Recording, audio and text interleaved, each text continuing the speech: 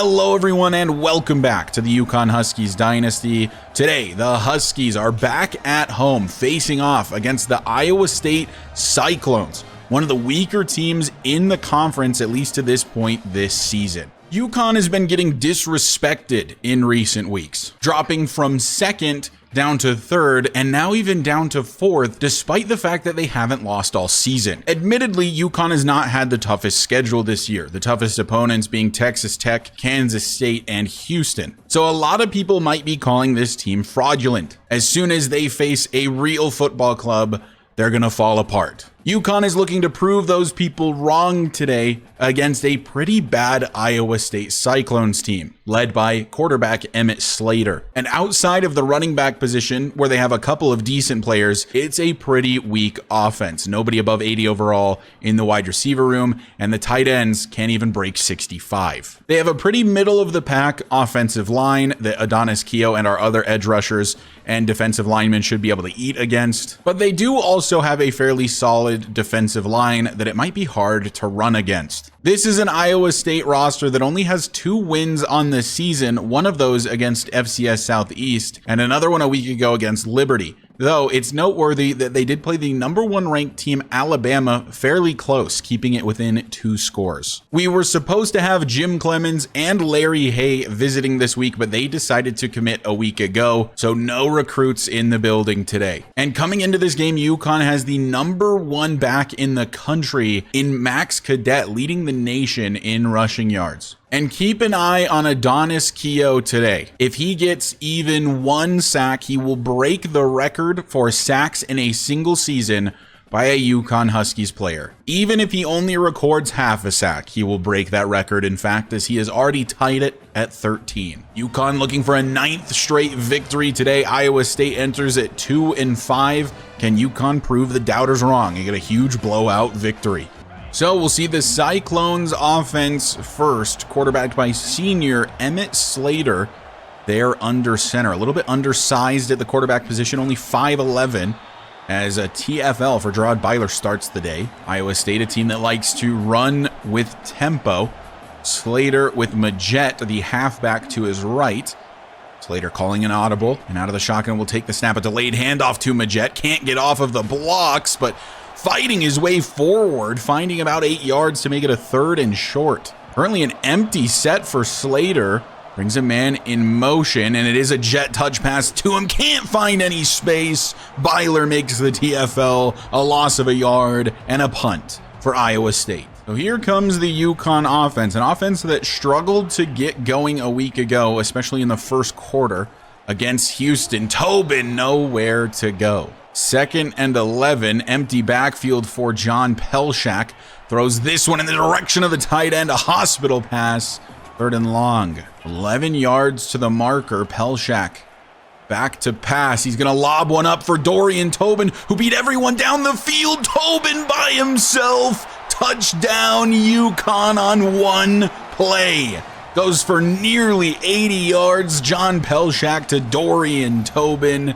Pelshak showing off the arm strength. Tobin showing off the speed, chasing that one down. Left all alone up the seam. 6 points for UConn. So a quick strike from the UConn offense makes it 7-0. Iowa State looking to respond with a wide receiver screen. They're going to get a huge pickup here. George Kiki having to chase down the backup halfback. That's Nick Grubb. Blocking shaped up really nicely there. Iowa State nearly striking back with a big play of their own. Down at the UConn 48, however. Still a good chunk of the field to drive. Can the defense lock in? Bring a man in motion, and then it's a handoff to Majette. Nowhere to go, a loss of a yard. 2nd and 11. Man in motion again. This time Slater hands it off Majette. It's the same play, but flipped the opposite direction. Same result. So a 3rd and 11. After some interesting play calling, Slater not liking what he sees, he will call an audible here. And then we'll look to throw. Running out of time, Johnny McNulty's the one in the backfield, and he just whips around and throws this one away. 4th and 11, a big play to start the drive, but then it fizzles out around midfield. The explosive play obviously is nice for the Huskies, but it's not exactly like the offense was firing on all cylinders. It was just one huge play, some blown coverage that got us some points. So hopefully we can get the offense going in a little bit more of a traditional sense. It's only a 1-yard gain for Tobin. On 2nd and 9 from the 21, Tobin comes over in motion. It's a jet touch pass to him. And again, not a ton there for Tobin. 3rd and 6 from the 24. So we look to throw with John Pelshak launching one for Dalton Schmizniak. It's in and out of his hands, falling incomplete. 4th and 6, we will punt it away. Quick 3 and out means it's Iowa State football again. From their own 35 from the left hash, fake handoff, Slater will throw. Over the middle has a man, Kiki getting burned, and it's a 1st and 10 up to the UConn 45. Still Majette in the backfield. They'll bring the tight end in as sort of a fullback, but Slater will look to throw, scrambling into Adonis Keough. That's not going to count as his sack. It was a positive pickup for the quarterback. 2nd down and 6 from the 41. As a reminder, Adonis Keough a sack away from having the UConn single-season record for sacks. A throw to the outside. In the meantime, Joshua Dora making the play. That brings us to a 3rd down and 5 from the UConn 40. Slater under some pressure, finding a target, though, and Nate Putu has to bring him down, but it's too late. A 1st down for the Cyclones. From the 33, fresh set of downs once again for Slater, who will hand it off this time, and Addison Biggs gets there, only allowing the yard. Still going with tempo. 6 minutes left here in the first quarter. Calling another audible. Likes to change the play at the line of scrimmage. This time he will look to throw again. Takes the check down to the halfback as he was under pressure from McNulty, and Joey Terrell brings him down to set up a 3rd down and 4 from the 27. Slater will look to throw this time, taking a shot deep down the field. It is out of reach for the receiver who did beat George Kiki there. They will settle for a field goal attempt here. Missed opportunity at 6 for the Cyclones. They'll take the next best thing. A field goal on its way, veering left, but stays inside the upright. It is good. 7-3 now the score. 1st and 10, UConn struggling to get it going offensively outside of one big-time play, as Pelshak will throw in the direction of Dorian Tobin, getting him the ball more and more today. On 2nd and 4 from the 26, delayed handoff, Tobin, man getting off of his block, and it's only 2 yards. Wildcat formation on 3rd down and 3. Tobin lined up as the quarterback, brings Max Cadet over in motion. Tobin will keep it, has Cadet as a lead blocker, but Cadet misses the block he needed. It was a free 1st down if Cadet hits that block, but he runs right past him to get the DB at the 2nd level. A misplay from Max Cadet. So the UConn offense fizzles out again. 1st and 10 from the 28. A toss to the left side for Majette. Nowhere to go. Joshua Dora in the backfield. 3rd down and 12 from the 27. Slater back to pass. Running out of time, getting chased by Johnny McNulty, and eventually brought down by the man of the same name. 4th and 11. Addison Biggs and McNulty making the play. They'll punt it away. The offense clearly not clicking right now. 1st down and 10 from the 24. Let's see if we can get something going on this drive. Cadet up the middle, and it's a good pickup for Max Cadet on his first carry of the day. Cadet oftentimes really seems to get this offense going. On a 2nd and inches, he will get a carry, open field. Max Cadet, burst of speed to the left side. Is Max Cadet gonna be gone to the 10 and into the end zone for Max Cadet? 2 rushes, 6 points, and 60-something yards for Max Cadet. We bring him in to run the ball for 2 plays, and he does us very, very proud. The nation's leading rusher gets another touchdown on his junior season. Just like that, it's 14-3 for the Huskies.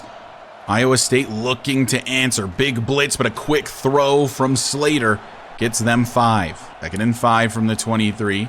Slater will throw and has a target. Santos brings him down, but it's Ramon Agude with the reception, and that is good for a 1st. From the 37, a 1st and 10. Another quick throw. This one completed and held on to by Rashawn Fallon. 2nd down and 8 after the short pickup. And this one handed off, but Clyde Novak was not blocked.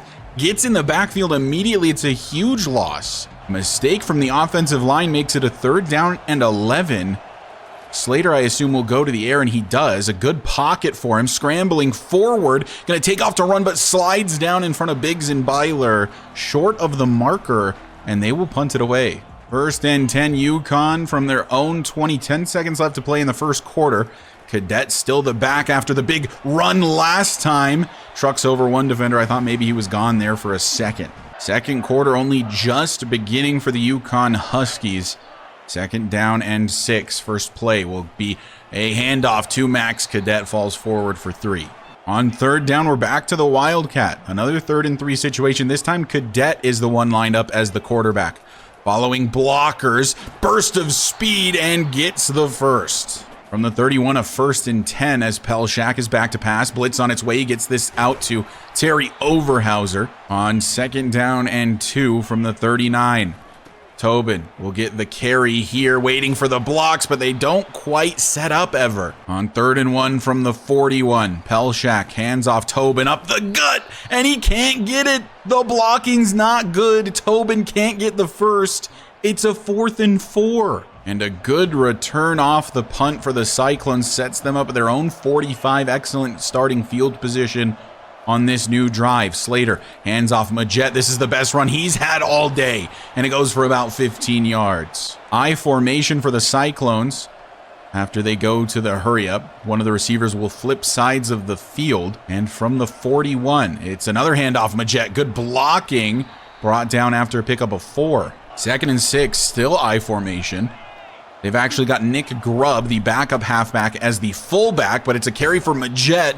He's short of the first, but it is 3rd and 2. Will they continue to just run it up the gut? Remains to be seen. Slater under center, and he will hand off Majette. Open field for Majette to the left side. Byler brings him down, saving a touchdown. They finally switch out of that I formation back to the shotgun, but running it up the middle was working for him as Majette gets another good carry. Open field for Majette, and another roughly 13-yard pickup. The interior of this D-line just getting bodied right now. This is Telvin Jensen in as the halfback now, but a penalty.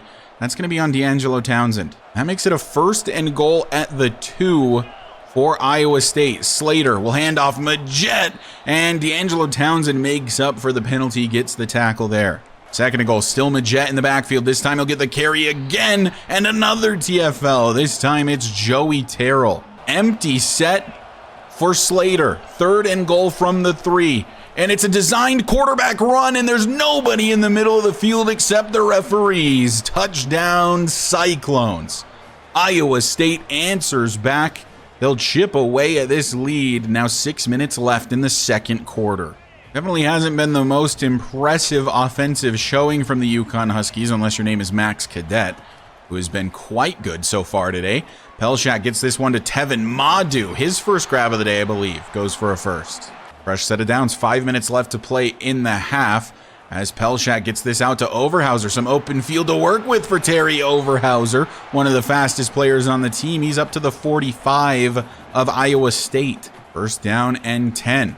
Get the ball back in the hands of Max Cadet. A run up the middle for another first. Cadet 2 yards shy of a 100-yard day already. 1st and 10 from the 34 as Pelshak throwing. He wants Tevin Madu. He can't come down with it. We've seen Tevin Madu make some very impressive catches. Definitely want to give him the chance from time to time. 2nd and 10. Cadet on the carry. Gets 4 of those yards back. This makes it a 3rd and 6. Pelshak to throw. He wants Overhauser, but a tackle brings him down at the 27. This is a 44-yard field goal attempt for Hollis if we elect to do so. But UConn is lined up to go for this on 4th down and 3. It's an empty set for John Pelshak from the 27. He looks to throw, and he wants Max Cadet. It's incomplete. Well played by the DB, and it's a turnover on downs for the Huskies. This defense the last couple weeks has not been the most impressive version of the UConn defense we've ever seen, as this is a screenplay setup, but A.J. Hepburn is right there. Iowa State now with an opportunity to potentially take the lead with a touchdown on this drive. Under 3 minutes left to play in the 2nd quarter, as Slater from his own 27, calling a ton of audibles, Flipped one receiver to the left side already. Now takes the snap, has time to throw. Does so over the middle. That is completed. Out of the I formation for Iowa State. Once again, he's flipping the play, flipping the field. On 3rd down and 4, another audible. Slater loves to change the plays. He'll look to throw under some pressure. Off his back foot, incomplete, forced out by Byler. That was an impressive play by Emmett Slater. Unfortunately, he does not get bailed out by the tight end. 2-minute timeout has come and gone as the Huskies start their new drive. Trying to set up a screen for Max Cadet. Has one blocker down the field. He's going to be short of the first, taking a big hit at the same time. On 2nd and 2. Get this over the middle to Tevin Madu. That's good for a first. About a minute left to be played as Pelshak looks to throw again. Lobbing one for Tevin Madu, who got bumped by Dorian Tobin, and it's incomplete because of it. 2nd and 10. Pelshak back to pass. He wants Madu over the middle. It's intercepted. A little underthrown in the direction of Tevin Madu, and Pelshak throws a pick. His 6th on the season, and Iowa State will take back over once again with 54 seconds to try to get some additional points on the board. 1st and 10, Iowa State. Slater, this time not changing any plays, throws over the middle for a completed pass to Nick Grubb. They'll use their first timeout. 2nd down, Slater to throw again. All kinds of time. Finally, it's starting to run out, and that should count as a half a sack for Adonis Keough, who breaks the UConn record for sacks in a season. 3rd and 13. Slater under pressure from McNulty, and an errant throw because of it. And the defense showing up for John Pelshak when he needed him. 4th and 13, they'll punt. 35 seconds, all of our timeouts. We'll look to make something happen with that as John Pelshak launches one down the field for Dalton Schmizniak. It's incomplete. He had a step, but it was a little underthrown from John. On 2nd and 10, Pelshak back to pass again. And a flag is down. I'm going to guess that's going to be a holding penalty, and it is. 2nd down and 20 after the loss. And we'll just hand this off to Dorian Tobin. Tries to make somebody miss, but he can't do it. And we're going to head to halftime. 14-10 is not exactly the score we would have wanted heading into halftime against such a weak opponent. Maybe there is some merit to those saying we deserve the 4th seed, despite having a better record than the 2 teams, well, than 2 of the 3 teams above us. 1st and 10. UConn does start with the football here in the second half. A chance to settle in, find some additional points, as this is caught by Tevin Madu for a short pickup. 2nd and 5 from the 23. This one also going Tevin Madu's way, and it's good for another first. 4 catches so far today for Madu. On 1st and 10 from the 32, it's to the air again. And this one is to Dalton Schmizniak, but only good for a yard. 3rd and 7. Pelshak will drop back to pass. And he's got Madu nearly intercepted. He was drilled as he tried to throw that one. And UConn's going to have to punt it away. Luckily for UConn, the defense has played okay today, which for UConn is still quite good, as Grubb will get the carry. Only one man to beat, but that man was Nate Putu, who said no thank you. 2nd and 10 from the 30. Slater will throw to the outside. That is completed. Makes it a 3rd down and 3. I formation for Iowa State. Can UConn's defense get the stop on 3rd and short? Slater from under center. Hands off Grubb. He's got the first. 1st and 10 Cyclones. Not under center this time is Slater. And it's a TFL for Joey Terrell. 2nd and long for Slater. From the 39, a delayed handoff. Corin Daly is there immediately, and Townsend helps him clean it up. 3rd and 15 for Slater and the Cyclones. Slater running out of time, chased down by Johnny McNulty. A throwaway for Emmett Slater, and another punt forced by the UConn defense. 7 minutes left in the 3rd quarter, still 14-10. UConn looking to get anything going offensively, as this will be thrown in the direction of Dalton Schmizniak, who does actually make the grab. 2nd and 8, Cadet is the back. Bad snap, but Cadet will get the carry. Makes it a 3rd and short. Wildcat formation, 3rd and 1. Tobin, the quarterback in this situation. And he'll run this up the middle, and he's just barely got the first. 2nd and 10 for Pelshak, who will look to throw again. Lobbing one up for Dorian Tobin, just out of reach, but he dives to make the play. What a grab from Dorian Tobin. Not John Pelshak's best throw. Tobin makes it look spectacular, though. Now a 1st and 10 in the red zone. Haven't seen this for a while. Cadet on the carry. There's nowhere to go. A loss of 3. 2nd and 13 to go from the 21. Pelshak outside to Schmizniak. Makes the grab, but it's only good for 4 yards. 3rd and 9, Pelshak back to pass. He's got his man. It's Terry Overhauser, and he's only a yard short of the touchdown. 1st and goal for UConn. Tobin is the back for 1st and goal from the 1. Pelshak hands off. Tobin. No, he's not going to punch it in. 2nd and goal. It's the Wildcat from the 1. Tobin. Direct snap, gets the carry, gets into the end zone for 6. Touchdown, Huskies.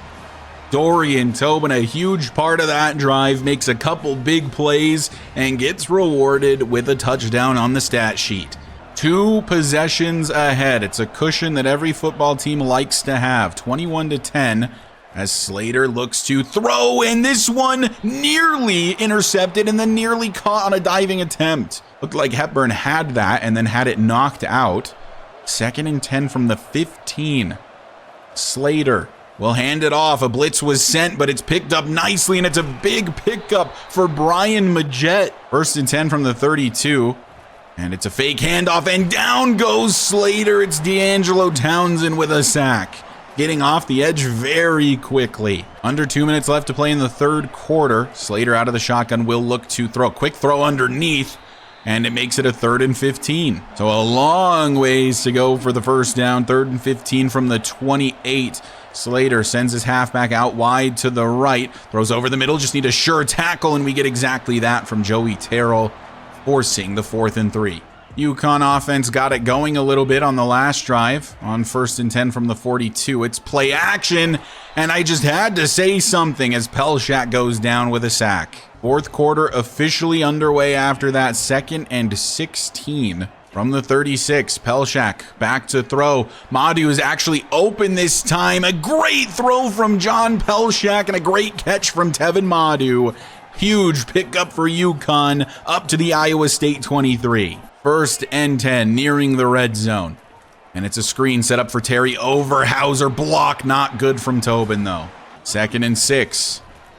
Looking to throw, and this one in the direction of Tobin, but it's intercepted. Overhauser missing the tackle. A bad throw from John Pelshak might lead to 6 the other way. Overhauser can't chase him down, and David Chagosium gets a pick 6, 82 yards the other way. And the Cyclones are right back in it just like that. And they're going for a 2-point conversion here. So from the 3, Slater to throw, and a man wide open, just completely uncovered. 2-point is good. It's 21-18. So quite the swing of momentum there, as now we're only up by 3. 1st and 10 from the 27.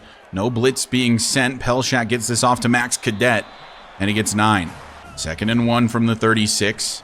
Cadet will get a carry here and has a 1st. 2nd and 10. Pelshak to throw, and he wants Dan Sanders, the tight end, makes the grab. Room to run. Broken tackle for Dan Sanders, and down at the Iowa State 42. That was Dan's 1st catch on the day, by the way.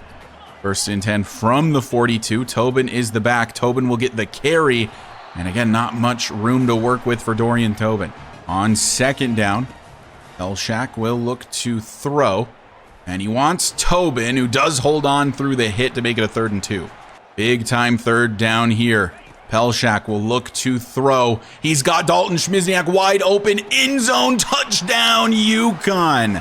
Dalton Schmizniak, as he always does, beats his man off the line, then just has to wave his hand, and Pelshak throws it his way. Glad to see Pelshak recovering after a pretty idiotic pick 6, and the Huskies will re-extend their lead back up to 10. From the 17, a 1st and 10, new drive for the Iowa State offense. 8 more points than the last time they had the football, other than the 2-point conversion. That is incomplete on the 1st attempt. Down by 10 with 7.5 to play.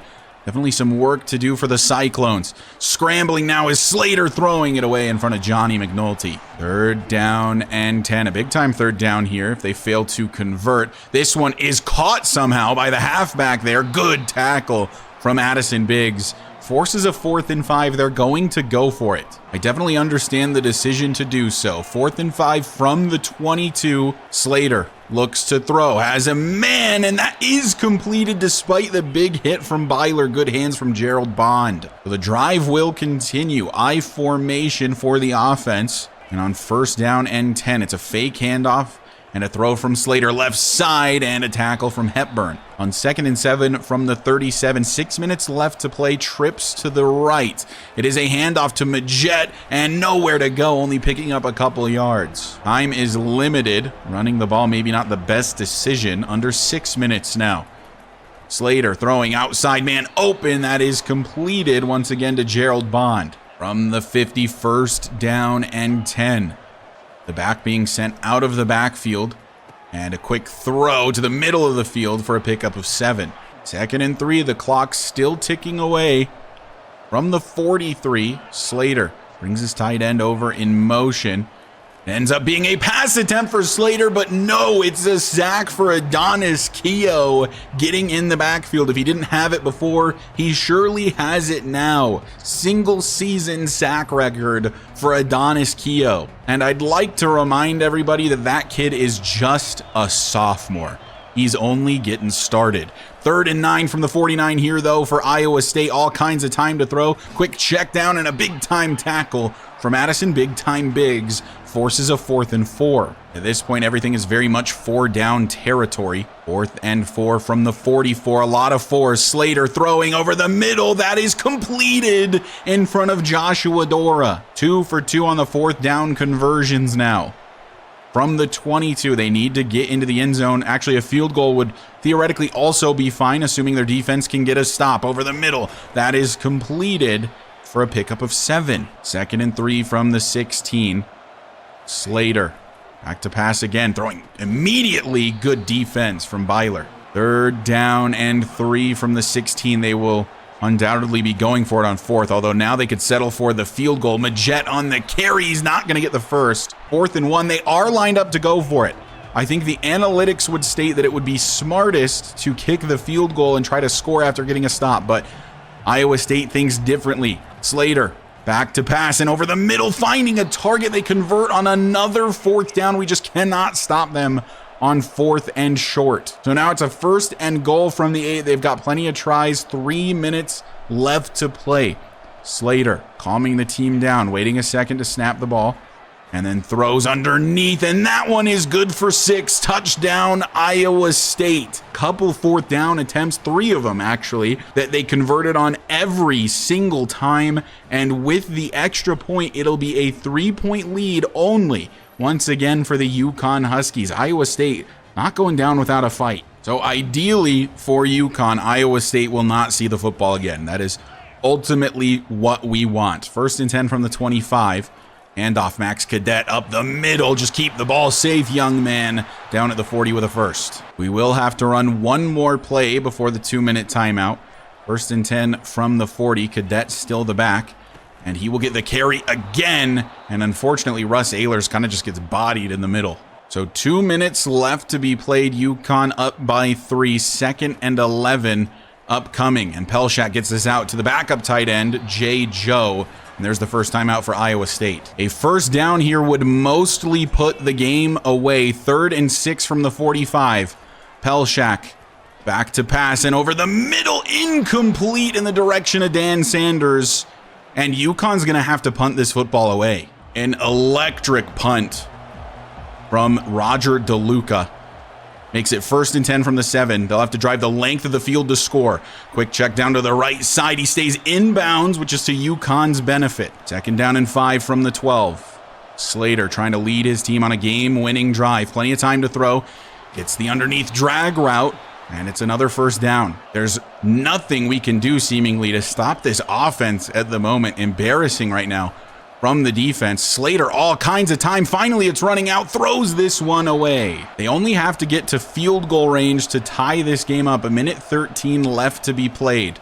Slater throwing again, finds a gap in the coverage, makes it a 3rd down and 3. From their own 30, Slater with Majette to his left will look to throw, man, over the middle. That is completed to Nick Grubb. Joshua Doro was all over him. And now they are approaching field goal range. Slater to throw, and over the middle, another man wide open. Where is the pass coverage? No one can seem to cover anyone as they'll spike the football here to kill the clock. 2nd and 10. Slater scrambling and throwing, intercepted. It's AJ Hepburn. He was the dagger a week ago. He's the dagger again today. Gonna wisely, oh, never mind. He gets tackled into the end zone. I was gonna say wisely go down as I was trying to with AJ Hepburn, but instead it's a pick 6 as the defenders carry him into the end zone. Honestly, pretty smart from the Iowa State offensive players, knowing that the only way they get the ball back is if we score on the pick 6. Should have gone down earlier. But AJ Hepburn, another clutch interception for him in his senior season. But as I mentioned, I did try to go down, but was actually tackled into the end zone. That does actually give Iowa State a chance mathematically to tie this game up. Adonis Keough with another one. If Hepburn just goes down, the game is over, but now there is technically a chance for the Cyclones. Slater running out of time. D'Angelo Townsend lays a hit on him as he throws it away. 3rd and long, 18 seconds left to play. The AJ Hepburn pick was surely the dagger. Slater scrambling, not wanting to give Keough another sack. A false start penalty backs them up even further. 4th and 17, the game comes down to this. Slater, what have you got? You've got a throw to the outside that heads out of bounds. Turnover on downs. UConn wins. So despite our best efforts to lose, it feels like, UConn will come away victorious once again. I came into this game wanting to blow out Iowa State. That just did not happen. That team played a lot better than I expected. I did have that one absolutely egregious interception with John Pelshak. I can't even tell you what I was trying to do, to be honest. It was just really dumb. Ended up being a pick 6, and that's really what got Iowa State back in the game. But also, it just was not that easy against them. Their run defense was really good. They do have a good D-line. Their pass defense was clearly struggling at times, especially on deep balls. Had a bunch of breakaways from Schmizniak and from Tobin and what have you. But ultimately, not a win I'm overly proud of. Only 35-25. And you know, the narrative coming into this one that I was trying to set up was that UConn is kind of being snubbed down at 4, but games like this against opponents like this, I think prove that it's not a snub. It might honestly be accurate. We might only be the 4th best team in the country. Might even be worse than that. Who knows? We haven't really played some truly incredible competition yet, and we'll see what we're made of come playoff time, assuming we make it, of course. We could always collapse in the last few games and somehow miss the playoffs. 2 picks for John. This is just an inefficient day from me in general. Running the ball, Max Cadet had that one huge carry, but then was otherwise relatively quiet. And man, Tobin just does not get blocking when he runs the ball, I swear. In receiving, 5 for 71 for Tevin Madu, no touchdowns. Overhauser 5 for 50, Tobin 5 for 130.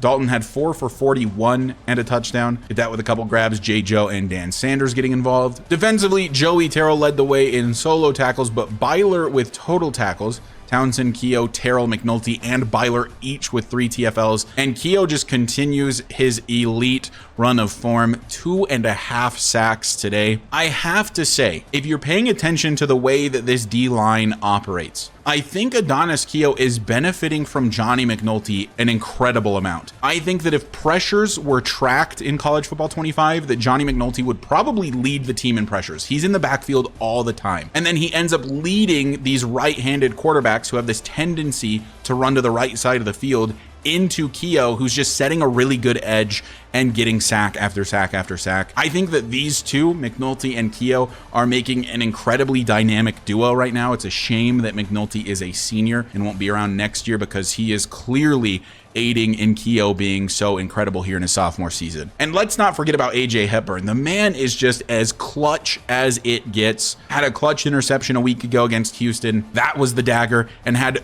an incredibly clutch interception here that was also the dagger. So after that game, UConn now 9-0, 7-0 in the conference. Iowa State falls to 2-6. Let's go ahead and advance the week. Another commit, the outside linebacker Lyle Gay from Virginia has committed. Outside linebacker, a bit of a need. Linebacker in general, a need for us going forward, losing a bunch of different guys this season. Alex Addison has committed. This is an important one as well, losing a bunch of safeties also. And Adonis Keogh, once again, Big 12 Defensive Player of the Week. He's won a lot of these this season, likely in the running for Defensive Player of the Year. And he's also the National Defensive Player of the Week. We love Adonis Keogh. So the recruiting board continues to shape up with another couple of additions to the class. We did take the lead immediately on that 4-star gem quarterback Tyler Trejo. It's starting to look more and more like we might lose out on Matthew Kane. He's visiting with Oregon in week 13. They're just gaining more influence than we are right now. And unless he commits in this next week, I think we're just going to lose out on him. We've jumped to 3rd on LaMichael Haywood's board. He's a middle linebacker that we could use. And we've jumped to 2nd on Dwayne Bullard's board. And I talked a little bit about wanting to scout these few guys. I think the only one I'm going to keep on the board is Greg McDaniels. Seems like he could be a pretty quality safety.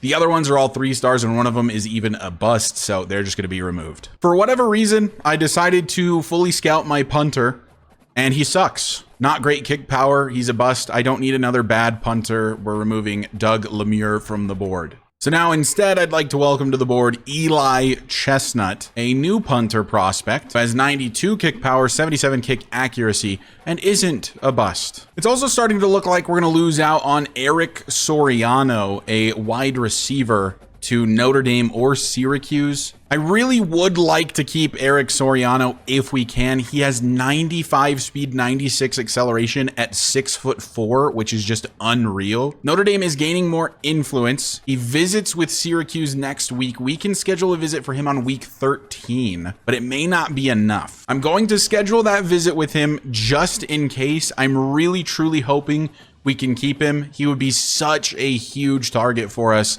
and for John Pelishak in seasons to come. If we don't get him, yeah, it sucks to not get an incredible athlete like this, but we are kind of overloaded at receiver a little bit right now with the recruiting we've done this season. So it's not the end of the world. I do really, really want Eric, though. He is maybe my favorite receiver prospect from this class. Although at the end of the day, can't be too upset. We did get Emmett Goda, who is going to be absolutely incredible, I hope.